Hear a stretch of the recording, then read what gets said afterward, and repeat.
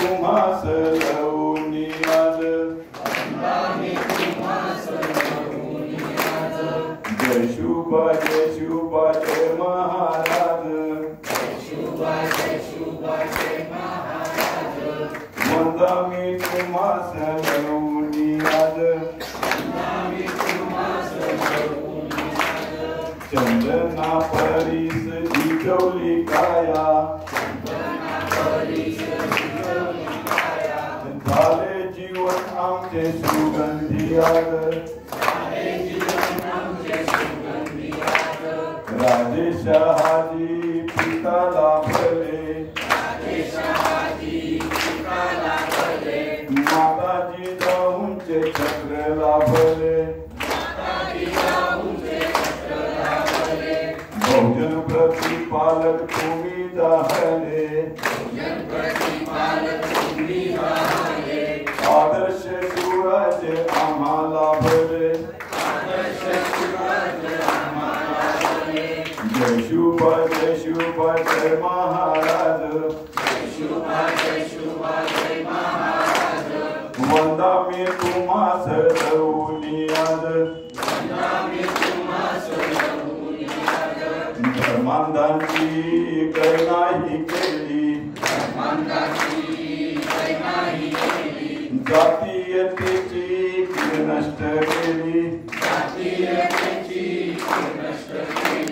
संता करुणेची प्रेरणी केली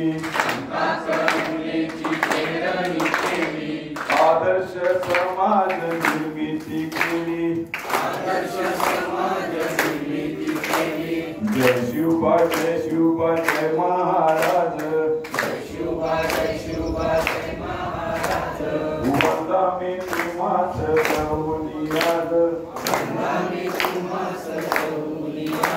वंदनीय राजे शहाजी महाराजांचा वंदनीय माता जिजाऊंचा वंदनीय छत्रपती शिवाजी महाराजांचा वंदनीय छत्रपती संभाजी महाराजांचा छत्रपती शाहू महाराजांचा वंदनीय महात्मा ज्योतिबा फुल्यांचा वंदनीय डॉक्टर बाबासाहेब आंबेडकरांचा वंदनीय कांचीरामजींचा वंदनीय लोकशाही राणाभाऊ साठेंचा सभाचा धम्मभूमीचा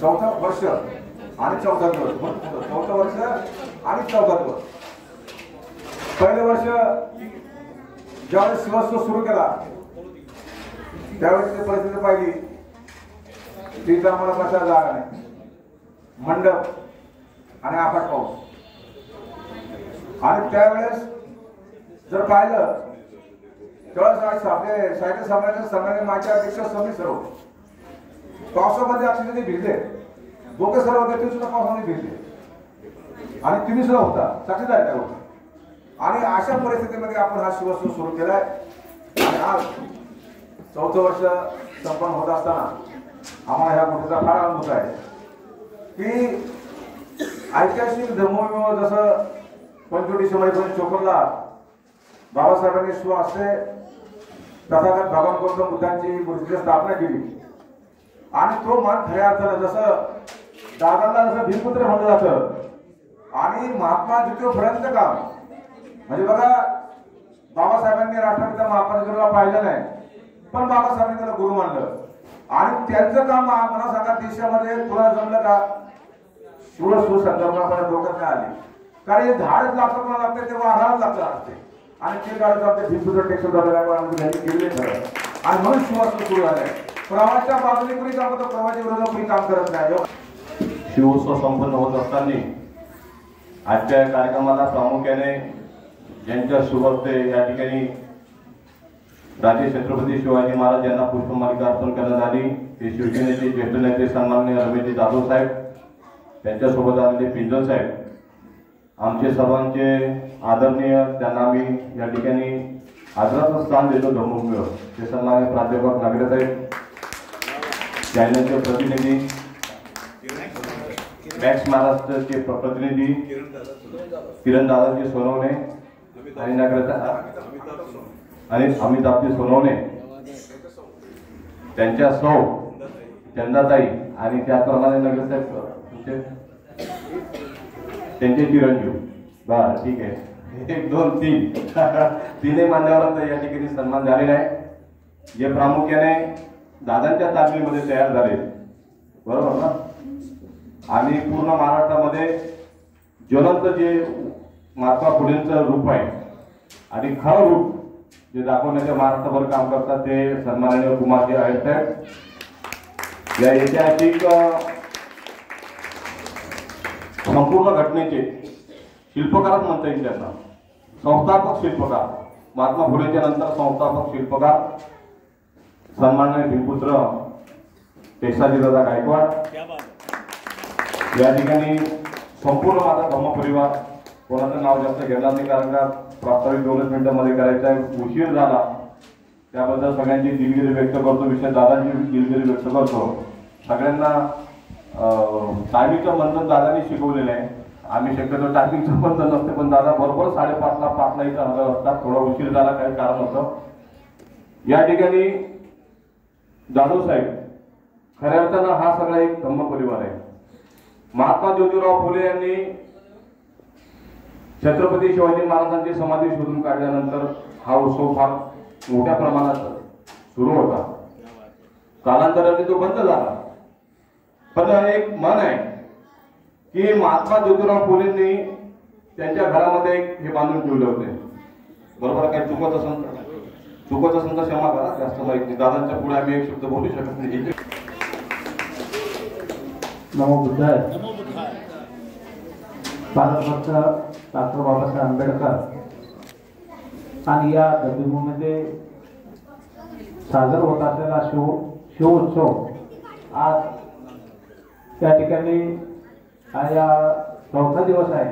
आणि हा जो उत्सव दादाने सुरुवात केला, सुरुवातीपासून मला त्यांनी या कार्यक्रमामध्ये बोलवलेले आहे. आणि प्रत्येक त्यांच्या सर्व जे राजमाता उत्सव असू द्या किंवा बुद्धविहारातील विविध कार्यक्रम असू द्या, सामाजिक, त्या कार्यक्रमात त्यांनी आवड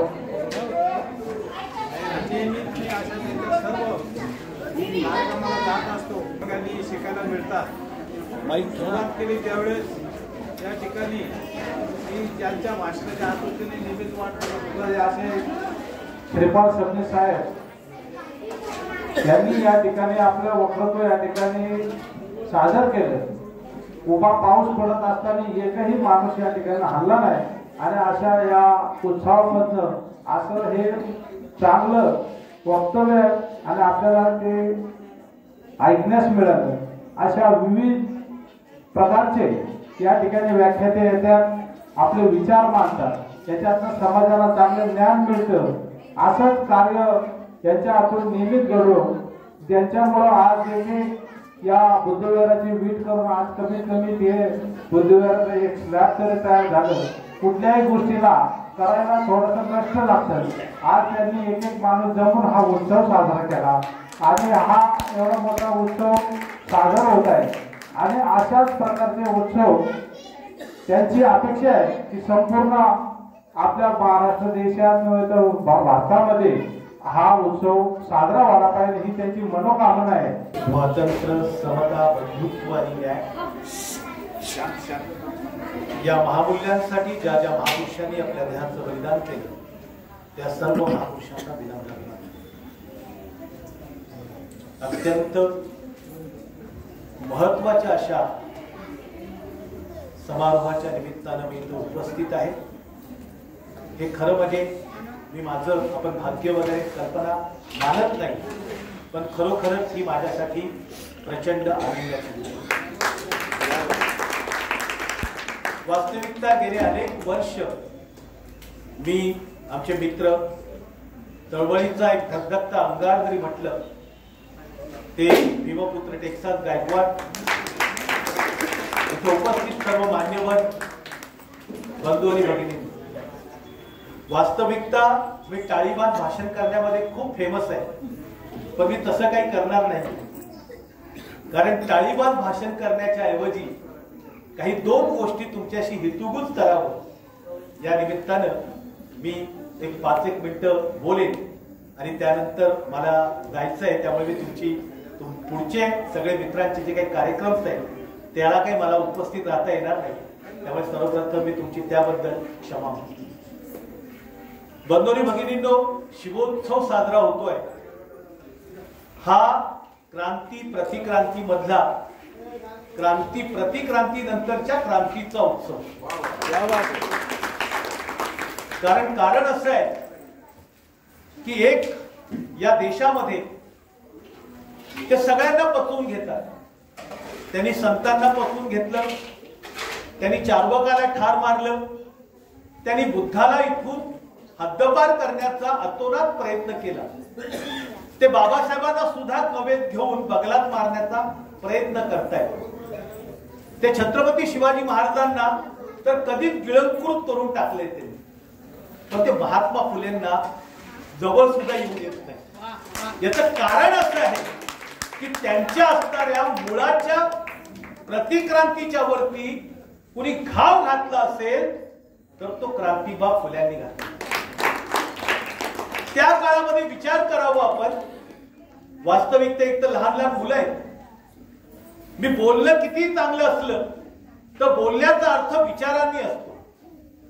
आणि त्या काळामध्ये पुण्यासारख्या ठिकाणी की ज्या ठिकाणी सनातनी वृत्तीचं केंद्र मानलं जातं त्या ठिकाणी क्रांतीची ज्योत पेटवून उभं राहणं, तिथे नगरसेवक म्हणून निवडून येणं, त्या समाजाचं नेतृत्व करणं, व्यापारी म्हणून उभं राहणं, ह्या सगळ्या भूमिका एक माणूस करतो.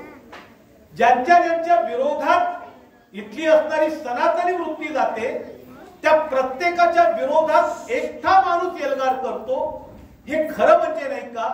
ज्या काळामध्ये त्या ठिकाणी तिकडे कुठेतरी मार्क्स टेबलावर बसून लिहित होता तर इथे महात्मा ज्योतिराव फुले हे कार्य म्हणून त्या पद्धतीची चळवळ करत होते. हा तो त्या काळात. क्रांतीबा फुल्यांना शिवाजी महाराजच का आठवले? त्यांना बाकी कोण का नाही आठवलं? किंवा बाकीच्या संदर्भात त्यांनी कुठल्या प्रकारचा उत्सव केला नाही. त्यांनी शिवाजी महाराजांचा उत्सव यासाठी केला की तेव्हापासून जवळपास 250 वर्ष अगोदर असा एक महापुरुष झाला होता की ज्यानं सांगितलं होतं की नेमका या देशातला बहुजन कशाच्यामुळे गुलामीत राहतो आणि कशामुळे स्वतंत्र होतो. तो मंत्र ज्याने दिला तो मंत्र म्हणजे शिवमंत्र होता. शिव याचा अर्थ मंगल, चांगलं करणारा, आणि शिवोत्सव म्हणजे तुमचं सगळ्यांचं मांगल्य करणारा उत्सव. पण त्यामुळे कशा प्रकारचा उत्सव साजरा करत असताना नोंद आहे इतिहासामध्ये की क्रांतीबा फुले ज्यावेळेस शिवोत्सव करायचे किंवा शिवजयंती करायचे तर त्यावेळेस असंख्य ठिकाणी महाराष्ट्रभर शिवोत्सव होतो. त्या ठिकाणी अनेक वेळा सावित्रीबाई फुले उपस्थित राहण्याचे दाखले. त्यांचे असणारे सहकारी नारायण मेघाजी लोखंडे जे मुंबईत कामगारांचं काम करत होते ते मुंबईमध्ये शिवजयंती साजरी करत होते. पण पुण्यात शिवजयंती कशी साजरी होत होती? पुण्यामध्ये कशा प्रकारची होती? पुण्यामध्ये पहिल्यांदा शिवाजी महाराजांच्या रूपानेच प्रतिक्रांती करायचा प्रयत्न केला. या ठिकाणी ज्या वेळेस शिवजयंती साजरी झाली आणि छत्रपती शिवाजी महाराजांचा फोटो उपलब्ध नव्हता त्यावेळेस पहिल्यांदा रामदास स्वामीचा फोटो लावला गेला. रामदास स्वामीच्या फोटोची मिरवणूक छत्रपती शिवाजी महाराजांची मिरवणूक म्हणून नेली. मग त्याच्यावरती कोणी आक्षेप घेतला तर नाना फडणवीसांचा फोटो लावला आणि नाना फडणवीसांचा फोटो म्हणून छत्रपती शिवाजी महाराजांचा फोटो हे केलं जात. छत्रपती गणपती उत्सवाच्या बद्दल आपलं काही म्हणणं नाही, त्याचे उत्सव त्यांनी साजरे करावं. फक्त आमचे भरकटलेले बहुजन आहेत त्यांना फक्त सांगण्यासाठी आम्ही बोलत असतो. नचिकेतरांचं त्या संदर्भातला पॅराग्राफ आहे. तुमच्यापैकी किती लोकांनी वाचलाय मला माहित नाही. नचिकेतर आणि लोकमान्य टिळक हे सोबतचे मित्र होते, एका काळी होते. त्यांनी असं तिथे लिहिलेलं आहे की आम्ही गणपती उत्सव का साजरा करतोय, तर या काळामध्ये मुस्लिम लोकांचे ताबूत निघतात आणि त्या ताबूतांमध्ये अनेक त्या काळामध्ये, आता जसं तुम्हाला हिंदू मुसलमान वेगळे वाटतात तसा काही प्रश्न नव्हता. हिंदू लोक मुसलमानांच्या उत्सवाला यायचे, मुसलमान लोक हिंदूंच्या उत्सवाला यायचे, किंबहुना गावगाड्यामध्ये सगळे जवळपास एक दुसऱ्याशी एकोप्यानं राहायचे. त्यामुळे अनेक ताबूतांमध्ये हिंदू समाजातली लोक, बहुजन समाजातली मित्र, भाई उस्मान शेख मेरा दोस्त आहे, अमका मेरा दोस्त आहे असं म्हणून ताबूताच्या मीटिंगमध्ये जायचे. तर काही लोकांनी त्या ठिकाणी वेगळ्या प्रकारचं वर्तन केलं म्हणून ताबूतांमध्ये जाणं मनाई करण्यात आली आणि त्याचा पर्याय म्हणून त्या काळात आपल्या लोकांनाही काहीतरी उत्सव असला पाहिजे, आपल्याला सुद्धा नाचता आलं पाहिजे, उत्सव करता आला पाहिजे म्हणून गणपती उत्सवाची सुरुवात त्या काळात केल्याची एक त्या ठिकाणी नची केळकरांनी स्पष्टपणे लिहिलेली. पण ह्या सगळ्या गोष्टींच्या बाबतीत आपण गणपती उत्सवाबद्दल बोलण्याचं कारण नाही, कारण आपल्यासाठी आपला जो क्रांतीचा बाप म्हटला जातो क्रांतीबाब फुले यांनी गणपतीबद्दल काय लिहिलेलं आहे ते तुम्हाला माहिती आहे. मी परत तो श्लोक सांगायचं काही कारण नाही. बंधूंनी भगिनींनो, शिवोत्सवाच्या निमित्तानं आपण येतोय. जसं तुम्हाला सांगितलं की क्रांती, प्रतिक्रांती आणि परत क्रांती. आता खऱ्या अर्थानं पुन्हा एकदा क्रांती करायची वेळ आहे. काय क्रांती करणार आहोत आपण, कुठल्या प्रकारची क्रांती करायची आपल्याला ते आपल्याला समजलं पाहिजे. याचं कारण असं आहे की सध्या लढा कुणाशी आहे. लढा काय, लढा कुणाचा असेल तर संविधान विरुद्ध धर्माचा लढा आहे. हे कुणाला तरी कळलं पाहिजे की या देशामधले संविधानाचे कायदे म्हणजे काय, तर या देशातल्या असणाऱ्या अमानुषतेच्या प्रत्येक असणाऱ्या गोष्टीच्या विरोधातला जो वर्तन आहे त्याला थांबवणं म्हणजे संविधानाचा कायदा. आणि त्यामुळे या देशातली खरी लढाई जी आहे ती अशा प्रकारची आहे की आपल्याला संविधान वाचायचंय की या देशामध्ये असणाऱ्या एक प्रकारचं अमानुषतेचं, एक प्रकार धर्मांधतेचं राज्य आणायचंय हे आपल्याला विचार केला पाहिजे. आणि त्यामुळे तो लढा जर आपल्याला लढायचा असेल तर त्या लढ्यासाठी आपण सगळ्यांनी तयार असलं पाहिजे. आणि त्याच्यासाठी जसं हे सर आहेत ते अगदी लहान मुलांपासून संस्कार टाकतात. संस्काराच्या निमित्तानं मला एक गोष्ट अशी आठवली की संस्कार आपण मुलांना किती काही बोललं तरी मुलं ते काय ऐकत नाही. तुम्ही किती उपदेश करा, मुलं काय करतात, तुम्ही वागतात तसं वागतात. अशी एक गोष्ट आहे की एक शिक्षण अधिकारी होता. त्या शिक्षण अधिकाऱ्याचा एक मुलगा होता 1.5-2 वर्षाचा आणि तो शिक्षण अधिकाऱ्याला एक सवय होती, तो जरा काही झाले की बोलायचं हरामखोरा, म्हणजे इकडे रे हरामखोरा, तिकडे जा रे हरामखोरा, हे काम का केलं नाही रे हरामखोरा, असा त्याच्या शब्दातला होता. ते 2-2.5 महिन्याचा 2-2.5 वर्षाचा जो मुलगा त्याचा होता तो सारखा ऐकायचा हरामखोरा हरामखोरा. तर त्याला असं वाटलं की हरामखोरा खूप चांगला शब्द आहे, खूप जोराचा शब्द आहे. मग लहान मुलं खेळून खेळून काय खेळणार, तर ते बस खेळतात बस. तर तो लहान मुलगा शिक्षण अधिकाऱ्याचा तो पण बस खेळायला लागला. बस खेळायला लागल्याच्या नंतर त्याची बस सुरू झाली.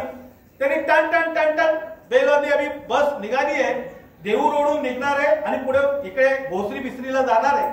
तर ज्यांना कुणाला चढायचं, ज्या हरामखोरांना बसमध्ये चढायचं असेल त्यांनी चढावं आणि ज्या आपल्या आपण गाडी भोसरीला निघाली टन टन केलं, चाललंय बाप इथे आपला पेपर वाचतोय, शिक्षण अधिकारी आहे. पुढे परत गाडी थांबली. गाडी थांबल्यानंतर टन टन ज्या हरामखोरांना इथे उतरायचं असेल त्या हरामखोरांनी उतरावं आणि ज्या हरामखोरांना गाडीत चढायचं असेल त्यांनी गाडीत चढावं. असं एक वेळा 2 वेळानंतर त्या असणाऱ्या शिक्षण अधिकाऱ्यांनी 2 कानाखाली त्या धपाटे टाकले त्या मुलाच्या याच्यामध्ये आणि तो मुलगा तर लहान मुल आहे, रडायला लागलं गपचूप. इकडे जरा वेळचं रड झालं. पण लहान मुले जास्त वेळ रडत बसत नाही किंवा दुःख करत बसत नाही, ते पटकन उभे राहतात. उभं राहिल्याच्या नंतर परत त्याचं जरा व्यवस्थित झाला चांगल्यानंतर तर तो परत त्याचं गाडी सुरू झाली. गाडी सुरू झाल्याच्या नंतर तो असं म्हणायला लागला की एका हरामखोरामुळे गाडी काही वेळ लेट झाली होती, तर ज्यांना पुण्याला आता परत गाडी करायचं असेल तर परत गाडी करायची. त्याचं कारण असं आहे की आपण आपल्या वागणुकीतूनच, आपल्या वर्तनातूनच आपण आपल्या असणाऱ्या मुलांवरती, आपल्या शेजाऱ्यांवरती, आपल्या मित्रांवरती त्या पद्धतीने काम करू शकतो. भीमपुत्र टेक्सास गायकवाड यांचं इतकं नाव काय, लोक त्यांनाच का नमस्कार करतात किंवा त्यांच्याकडे काय येतात, याचं कारण असं आहे की त्यांचं तसं काम आहे. बोले तैसा झाले त्याची वंदा मी पाहू. त्यामुळे या ठिकाणी शिवोत्सव साजरा होतोय.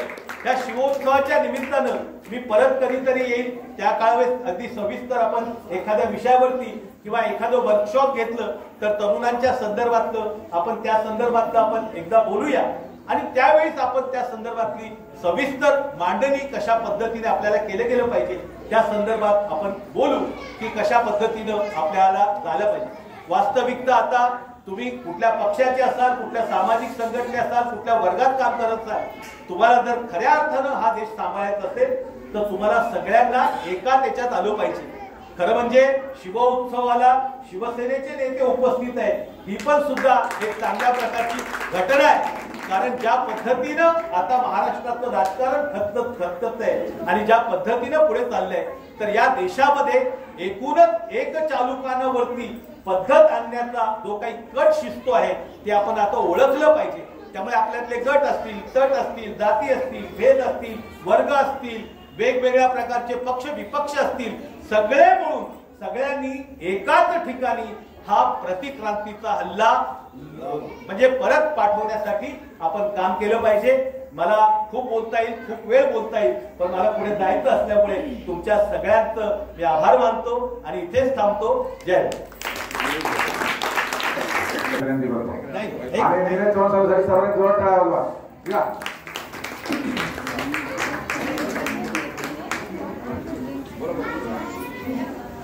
जय भीम नमो बुद्धाय. आज या ठिकाणी शिवोत्सवाचा जो कार्यक्रम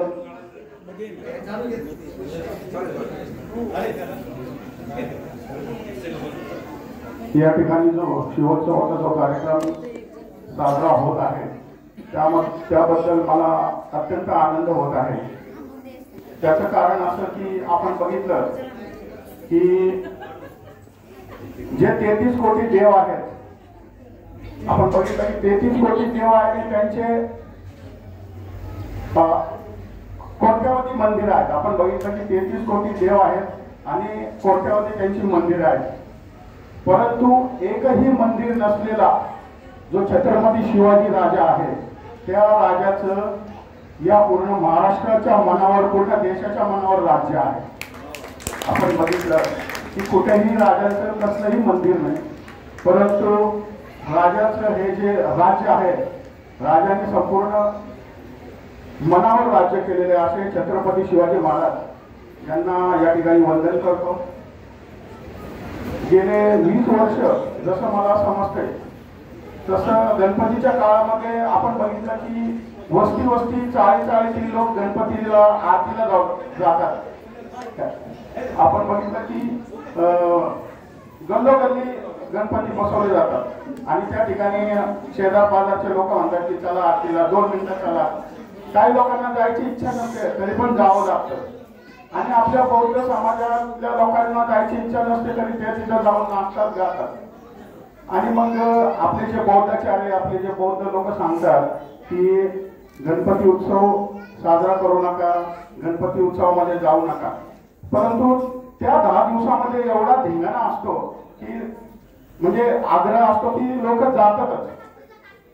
तर हे जाणं आपण बौद्ध वगैरे सांगतो, बौद्धाचार्य सांगतात की त्या गणपतीच्या उत्सवाला जाऊ नका, परंतु मग करायचं काय असा प्रश्न निर्माण होतो. मग त्यांना काय पर्याय द्यायचा, हे गेले 20-30 वर्ष असा कसलाही पर्याय नव्हता.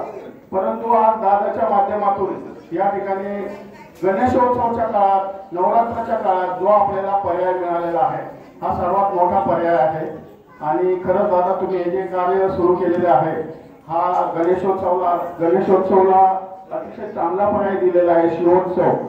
त्याबद्दल मी दादांचे खूप खूप आभार मानतो.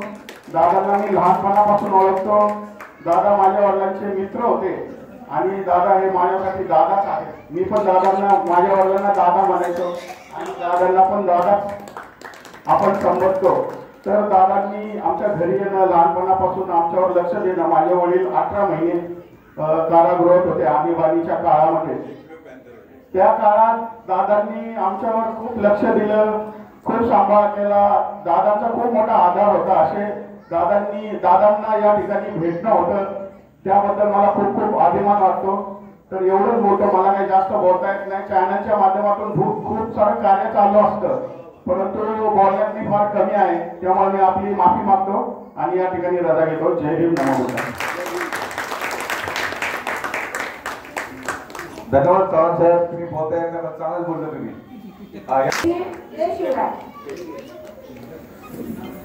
स्वराज्याला पहिल्या छत्रपतीच्या रूपाने अनमोल रत्न प्राप्त करणाऱ्या जिजाऊ महासाहेबांना वंदन, स्मरण व त्रिवार मानाच्या मुद्रा करून छत्रपती शिव उत्सव निमित्ताने सर्व मान्यवरांचे मी स्नेहपूर्वक स्वागत करते.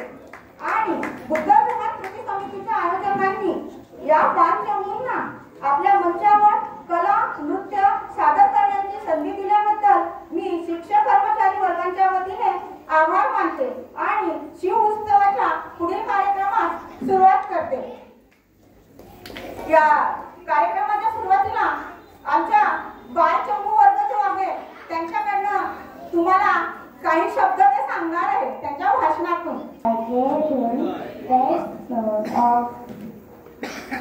The son of motherland, Tathagat Gautam Buddha, real Chhatrapati Raja Shivaji Maharaj,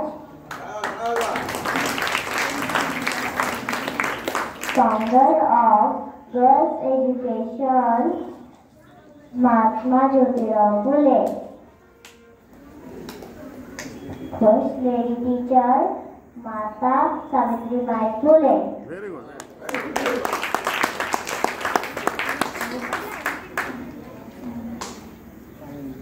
Pioneer of reservation, Chhatrapati Shahu Maharaj, and effect of Indian Constitution, Dr. B.R. Ambedkar.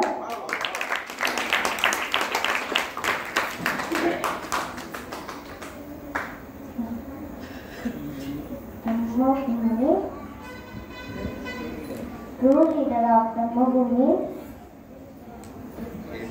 president of 50 countries,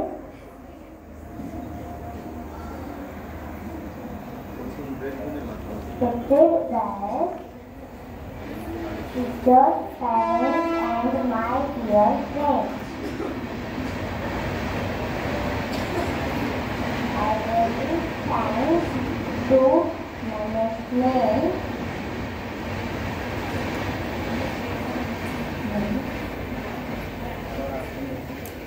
for organizing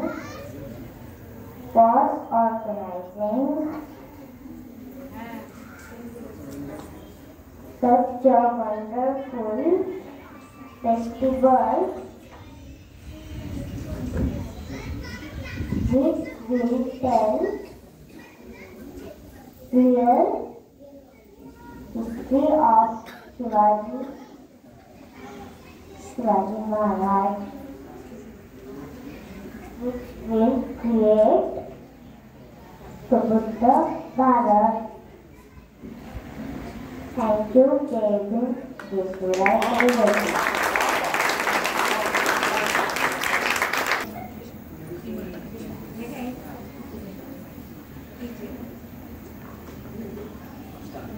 Namo Buddhaya, Jai Hind. Namo Buddhaya, Jai Hind. I am Sugeshni from 8th standard. Dear son of the motherland, Tathagat Gautam Buddha, real king of people, Chhatrapati Raja Shivaji Maharaj, founder of girls' education, Rashtrapita Jyotirao Phule, India's first lady teacher, Savitri Jyotiba Phule, founder of reservation, Raja Shahu Maharaj, and architect of Indian Constitution, Dr. B.R. Ramji Ambedkar. First, I salute to all these great people. Respected President and Buddha Vihar Kriti Samiti, teacher, parents, and all my dear friends. I would like to say thank you for giving me such a great opportunity to speak some word on Chhatrapati Shivaji Maharaj. I hope that all of you will listen it carefully. Chhatrapati Shivaji Maharaj was the founder of Maratha Empire in India. He is considered to be one of the bravest warriors of his time, and even today, his stories are narrated as a part of folklore. He was born on 19 February 1630 in Shivneri Fort. He was named Shiva after the local goddess Shivaji, whom his mother worshipped. At the age of 16, Shivaji seized the Torna fort of Bijapur kingdom. By 1647, he had control over Kondana and Raigad fort with absolute power of the Pune region. Now, Chhatrapati Shivaji Maharaj held the fort of the Konkan coast as well as along the western Ghat. In November 1659, he fought the Battle of Pratapgarh and defeated Afzal Khan with tiger nails. And the main part of this battle is that Afzal Khan's lawyer, Mr. Krishna Bhaskar Kulkarni, attacked Shivaji, thought it was against the tradition. Then also, Shivaji killed Mr. Krishna Bhaskar Kulkarni, which is not mentioned in a history book of state government. Rather, we must spread this history among the society, which is our duty, so that real history will come in light. So for this, we are doing this Shiva Utsav, which is inspired by a legend Bhimputra Texas-Dada, which was started by a great social worker, Mahatma Jyotirao Phule. We have to revive this story by spreading more and more knowledge, not only by celebrating, but also writing and publishing books on Chhatrapati Shivaji Maharaj, a great king. I would like to show another aspect of Chhatrapati Shivaji Maharaj. Chhatrapati Shivaji Maharaj ruled a powerful navy, and he is known as the father of the Indian Navy. Sant Tukaram Maharaj was Shivaji's guru. He followed the path of equality, forgiveness, peace of mind, and bhakti. He was 17th century Marathi poet, popularly known as Tukoba in Maharashtra. Shivaji was officially crowned as Chhatrapati in June 1674. The death of Shivaji Maharaj is suspicious. He had been intoxicated. So we have to find out truth. Everybody will demand this from the historical department. Chhatrapati Shivaji Maharaj was given the title of Rajadhiraj Chhatrapati, Shivaraya Durgapati, Gajashwapati, Bhupati, Prajapati, Ashtavidhan Jagruta, Ashtapradhan Veshtita, Rajaniti Dhurandhara, Prauda Pratap Purandhara, Kshatriya Kulavantas, Sihasanadhishvara, Rajadhiraj, Yogiraj, Maharaj, Srimanta, Sri Chhatrapati, Sri Shivaji Maharaj ki Jai. Thank you. Everyone, respected teachers, parents, and all my dear friends.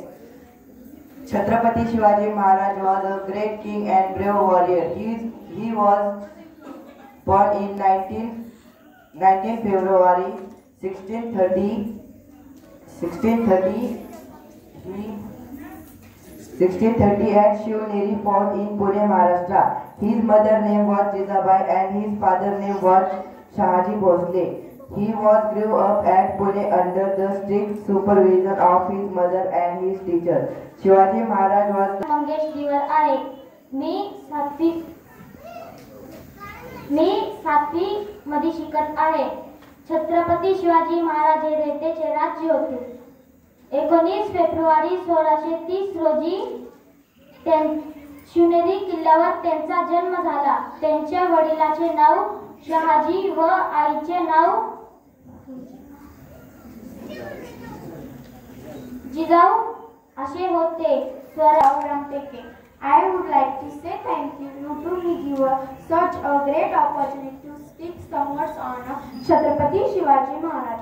Chhatrapati Shivaji Maharaj was the great king. He is considered Maratha Empire in India.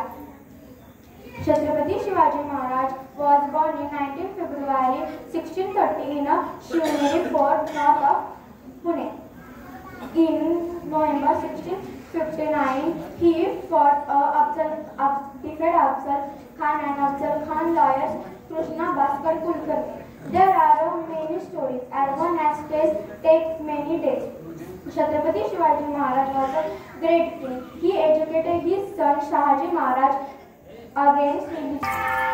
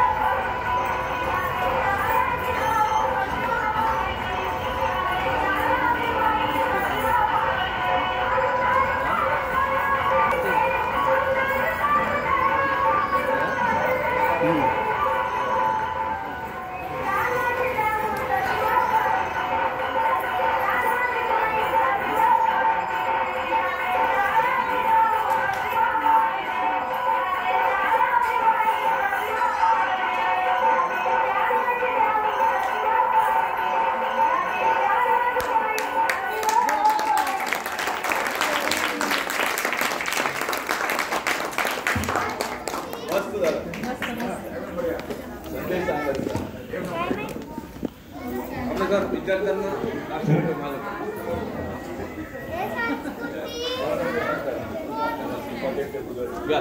बुद्धविहार कृती समितीचे उपाध्यक्ष माननीय धर्मपालजी संचपाळे यांच्याकडून विद्यार्थ्यांना 500 रुपये gift आलेला आहे.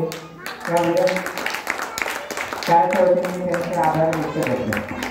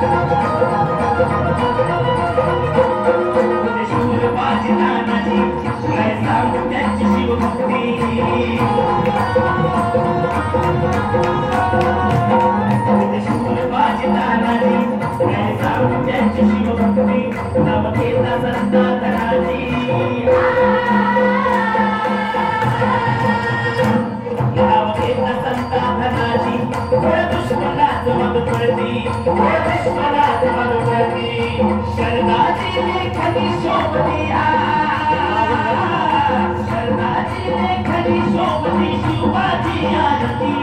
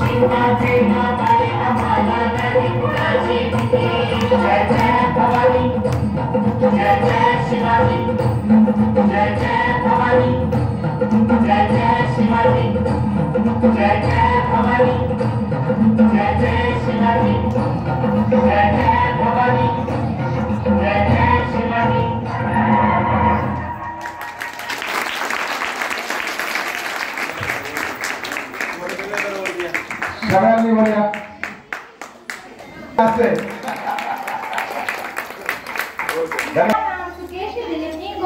मैं कक्षा 8वीं की छात्र हूँ। मैं आपके सामने राजमाता जिजाबाई के जीवन चरित्र पेश करने जा रही हूँ। जिजामाता महान मराठा शासक और योद्धा शिवाजी की माता जी थी। हमारा स्वप्न था मुगलों के शासन से मुक्ति। शिवाजी मुगलों के खिलाफ लड़े और हिंदी स्वराज्य की स्थापना की और आज हमें कहते हुए गर्व है कि मराठा राज्य स्थापन करने वाले शिवाजी के जननी है हम। मूर्ख, तुम्हें क्या लगा अगर हम पालकी में बैठे हैं तो तुम हम पे कहीं से भी वार कर सकते हो? स्वप्न में भी मत सोचना कि हमारी भारत भूमि पर तुम लंबे समय के लिए राज कर पाओगे।